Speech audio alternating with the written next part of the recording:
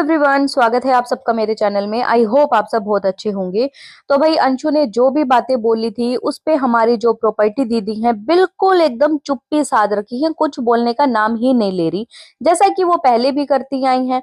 लेकिन मैं आज भी आपको बता रही हूँ, जिस दिन भी इनके व्यूज डाउन होंगे या जैसे ही कंटेंट खत्म होगा तो ये जरूर वीडियो लेके आएगी और इनडायरेक्टली जो है टोंट जरूर मारेंगी। कल इनकी एक वीडियो आई, नॉर्मल सी वीडियो, उस पे काफी सारे लोगों ने इनसे डिमांड की कि अंशु ने आपके ऊपर इतनी इतनी चीजें बोली हैं तो आप उनको जवाब दो, आप उनको क्यों नहीं दे रहे। आपका जवाब देना इस टाइम पे बहुत ज्यादा जरूरी है। तो इन्होंने उनको एक रिप्लाई करते हुए कहा कि सब्र का फल मीठा होता है। मतलब ये अभी सब्र करके बैठी हैं जब सामने वाली पार्टी बोल रही है, क्योंकि 8 महीने से तो भाई ये इतना बोल रही थी, इतना बोल रही थी, तब इनको सब्र का फल क्यों नहीं दिखा, इनके अंदर सब्र क्यों नहीं आया कि भाई घर से निकलना है तो कम से कम जो है ना दूसरे इंसान को बदनाम तो ना करूं, चुपचाप जो है एक म्यूचुअल अंडरस्टैंडिंग के तहत जो है मैं इस घर से चली जाऊं।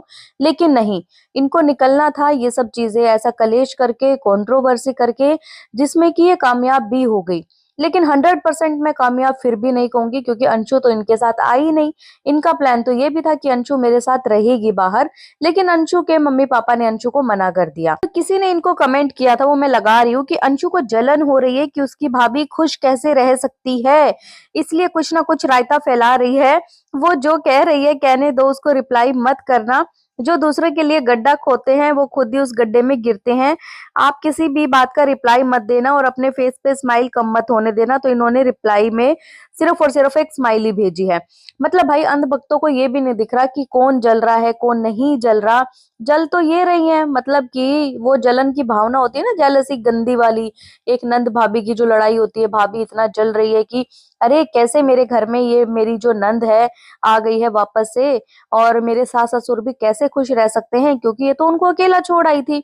इसने तो एक बार भी मुड़ के नहीं देखा कि मेरे सास ससुर अकेले हैं और इस उम्र में जो है उनको बीमारियां भी हैं। भैया कल को रात बिरात कोई भी चीज हो जाती है तो कौन उनको देखेगा, नहीं, इनको उस चीज से कोई मतलब नहीं था। लेकिन अभी अगर अंशु आ गई है, धीरज आ जाता है, तो इनके तन बदन में एकदम से आग लग जाती है और एकदम से वीडियो लेके आती हैं और टोंट मार मार के कम से कम 20 से 25 मिनट की वीडियो निकाल देती हैं, जो कि काफी अच्छे जो हैं, जिन पे व्यूज भी आते हैं। अब मेरे किसी सब्सक्राइबर ने कल मुझे कमेंट किया कि प्लीज इसके ऊपर एक वीडियो बनाना, और हम भी आपके सब्सक्राइबर है तो भाई हमारी बात भी दीदी तक जरूर पहुंचनी चाहिए। तो मैंने कहा बिल्कुल। एक्चुअली उनका कमेंट कुछ ऐसा था कि बहन पड़ोसी ने तो जैरी योगी के चैनल की अपडेट 2 बार दे दी। ये बात सही कह रहे हो कि पड़ोसी ने 2 बार अपडेट दे दी है कि अभी टाइम नहीं हुआ है, अभी इतना टाइम रहता है, अभी टाइम और लगेगा। और उस स्नेकी ने भी की थी कंप्लेंट अंधभक्तों के अकॉर्डिंग। जी हाँ, उसने बोला था कि मैंने इस चैनल की कंप्लेंट कर दी है, और एक इनके अपने ही रिश्तेदार की जो है एक वीडियो बना के एक शॉर्ट्स में भी डाली थी। इन्होंने सोचा कि भाई जनता को आज तक मैं मूर्ख बनाती आई हूँ 3 साल से, तो अभी भी जनता मूर्ख बन जाएगी, और वाकई में अभी भी 50% लोग जो है मूर्ख बन भी रहे हैं। तो इन्होंने उस पुलिस वाले की एक वीडियो बना के अपने शॉर्ट्स में डाल दी कि देखो मैंने कंप्लेंट कर दी है, अब मैं सबको जेल भेज के रहूंगी, अब मैं ऐसा करूंगी वैसा करूंगी। तो उनके अकॉर्डिंग, चलो आपके अंधभक्तों के अकॉर्डिंग कम से कम आप अपडेट तो दे दो दार रोड की, कि भाई दार रोड चैनल कहाँ है, कहाँ तक जो है पहुंचा है, और क्या मतलब प्रोसेस चल रहा है, कब उसके बारे में पता चलेगा। लेकिन इन्होंने तो जब से ससुराल वालों ने कंप्लेंट करी है दार रोड की, उसके बाद से एकदम से मुंह पे टेप लगा ली है। अब भाई अभी भी अंधभक्त जाके मतलब एक बार पूछो तो सही दीदी से कि दीदी दार रोड की एक बार अपडेट तो बता दो प्लीज, क्या हुआ उस चैनल का, आखिरकार हम उसी के सब्सक्राइबर थे, हमें जो है जेरी ओगी और दोनों भैया को देखना बहुत अच्छा लगता था, प्लीज आप उस दार रोड चैनल के लिए कुछ करिए। तो भाई कहाँ चले गए, कहाँ चले गए ये लोग। अब काफी सारे लोग जो है इनकी शादी को लेके बहुत सारे सवाल कर रहे हैं कि इनकी शादी कब हुई थी, कैसे हुई थी, क्या हुई थी।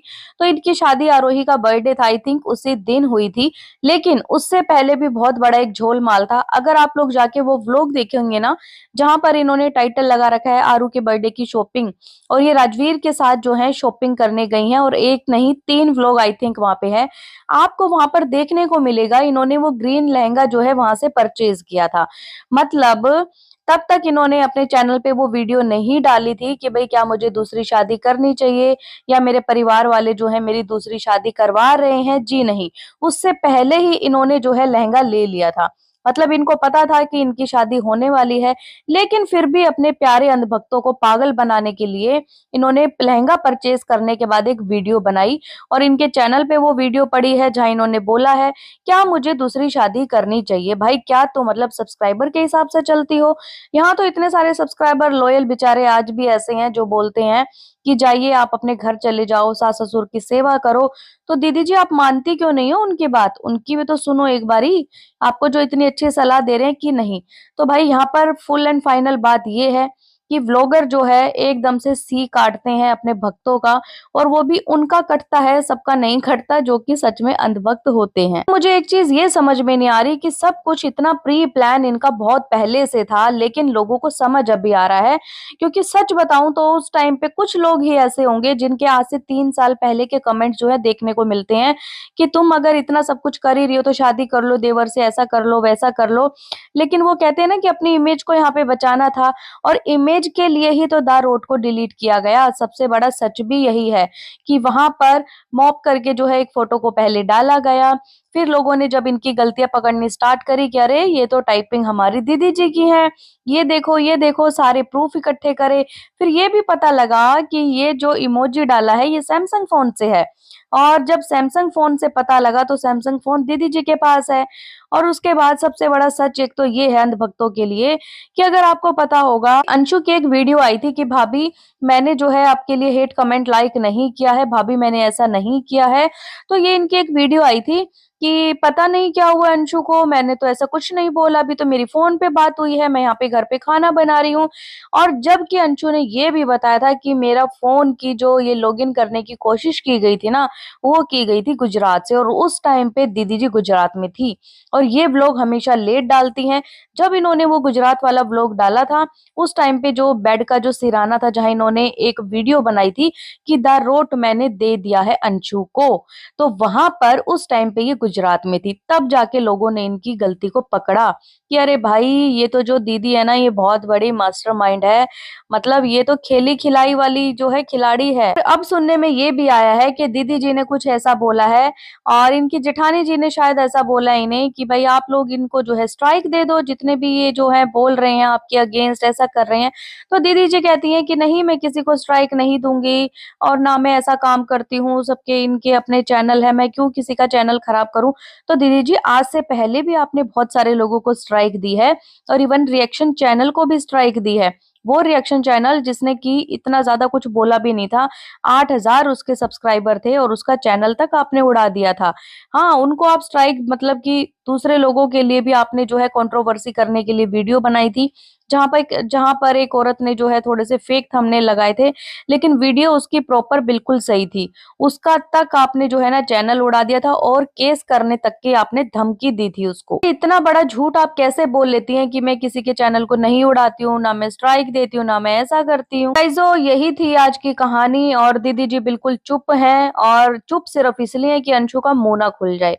अगर अंशु का मुंह खुला तो मुझे लगता है कि भैया बहुत बड़ा जो है वाईटी पे बवंडर आ जाएगा, इसलिए शायद इन्होंने चुप्पी साध रखी है। कि अंशु की तरफ से भी शायद ये एक वार्निंग थी, लेकिन अंशु को लेके काफी सारे लोग ये बोल रहे हैं ना कि करेक्टर पे गई, करेक्टर पे गई। अरे भाई कहाँ गई करेक्टर पे, क्या बोला, इससे ज्यादा करेक्टर पे तो दीदी जी चली गई थी।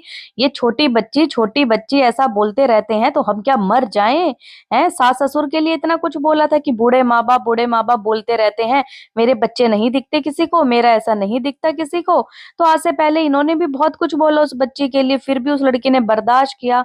और कहते हैं ना कि बर्दाश्त करने की एक सीमा होती है, जब वो लिमिट खत्म हो जाती है ना तो फिर इंसान को जो है बोलना पड़ता है, क्योंकि वो लड़की भी जो है स्कूल जाती है, उसके भी फ्रेंड सर्कल जो है इनके व्लॉग देखते होंगे घर के, तो आखिरकार वो भी तो उस बच्ची के ऊपर सवाल उठाते होंगे, क्या उसकी इज्जत नहीं है? कि आप लोगों की क्या राय है इस वीडियो पे कमेंट करके मुझे जरूर बताएं। और अगर आपको ये वीडियो पसंद आए तो प्लीज चैनल को लाइक करें, सब्सक्राइब करें, शेयर करें एंड बेल आइकन को प्रेस करना बिल्कुल ना भूलें। सो बाय, मैं मिलती हूँ एक न्यू वीडियो में, तब तक के लिए बाय।